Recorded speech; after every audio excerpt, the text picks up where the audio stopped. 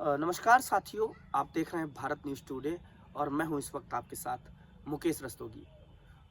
छत्तीसगढ़ ही नहीं, मध्य प्रदेश ही नहीं, उत्तर प्रदेश ही नहीं, बल्कि पूरे भारत में इस वक्त जो चर्चा का विषय है वो हमारे पत्रकार साथी मुकेश चंद्रकार की हत्या का है। आपको मैं बताना चाहूँगा कि मुकेश चंद्राकर हमारे पत्रकार साथी थे जो बीजापुर के रहने वाले थे। 1 जनवरी की रात को उनकी हत्या कर दी जाती है और हत्या का जो सिलसिला था वो कोई और नहीं बल्कि 120 करोड़ की लागत से बनने वाली सड़क का भ्रष्टाचार उजागर करने के लिए जो मुकेश चंद्रकार ने खबर लगाई थी, उस पर ठेकेदार सुरेश चंद्राकर के द्वारा जब खबर प्रकाशित करेगा एक पत्रकार तो उसे दबाने के लिए ठेकेदार उसकी हत्या कर देंगे। आप सोचो, भारत सरकार में बैठे वो मंत्री, बैठे वो अधिकारी क्या कर रहे हों, क्या कर रहे होंगे।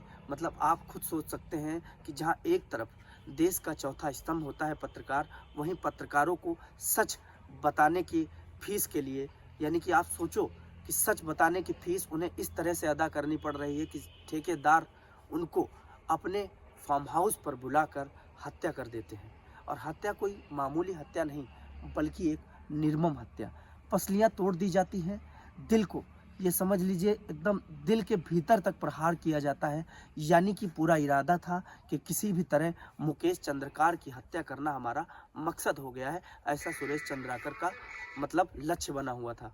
आपको मैं बताना चाहूँगा कि ऐसे में भारत सरकार से हमारे सभी पत्रकार साथियों का निवेदन है, अभी हमारे सभी पत्रकार साथियों से विनती है कि इस प्रकरण को कैसे भी करके ऐसे हाईलाइटेड प्रकरण में रखा जाए कि आने वाले वक्त में जो भारत सरकार की मौजूदा सरकार है उसको भी महसूस हो कि कहीं ना कहीं पत्रकारों के लिए अगर सोचा नहीं जाएगा तो देश का चौथा स्तंभ रोडों पर, सड़कों पर निकलने के लिए मजबूर हो जाएगा। आप खुद सोचिए कि मुकेश चंद्राकर जैसे पैसे के दम पर ठेकेदार एक ईमानदार, निष्ठावान और गरीब पत्रकार को दाब देते हैं, कुचल देते हैं और मौत के घाट उतार देते हैं।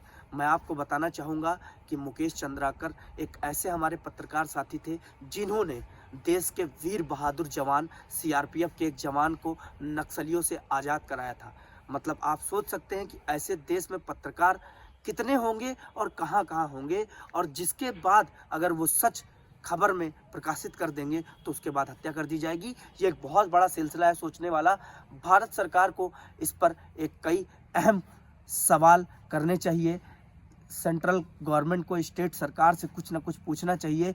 और प्रेस क्लब से भी हमारा निवेदन है कि इस प्रकरण पर पूरा आपके द्वारा जांच की कमेटी बैठा ली जाए और लगातार नज़र बनाए रखी जाए। सुरेश चंद्राकर जैसे ऐसे ठेकेदारों के एक मंसूबे जो हैं हत्या करने के, उनके दिमाग में ऐसी सज़ा भर दी जाए कि वो पूरे जीवन में इन सब ख्यालों को भूल कर अपने अपने काम पर ध्यान दें। और आपको मैं बताना चाहूँगा कि ऐसी सज़ा शायद छत्तीसगढ़ सरकार दे पाएगी, लेकिन मुझे पूरी उम्मीद है कि छत्तीसगढ़ सरकार से मेरा निवेदन है कि सुरेश चंद्राकर और सुरेश चंद्राकर के साथियों को ऐसी सज़ा दी जाए कि एक भारत में नाज़ीर बन जाए। मैं था आपके साथ मुकेश रस्तोगी, कैमरामैन आर्यन के साथ।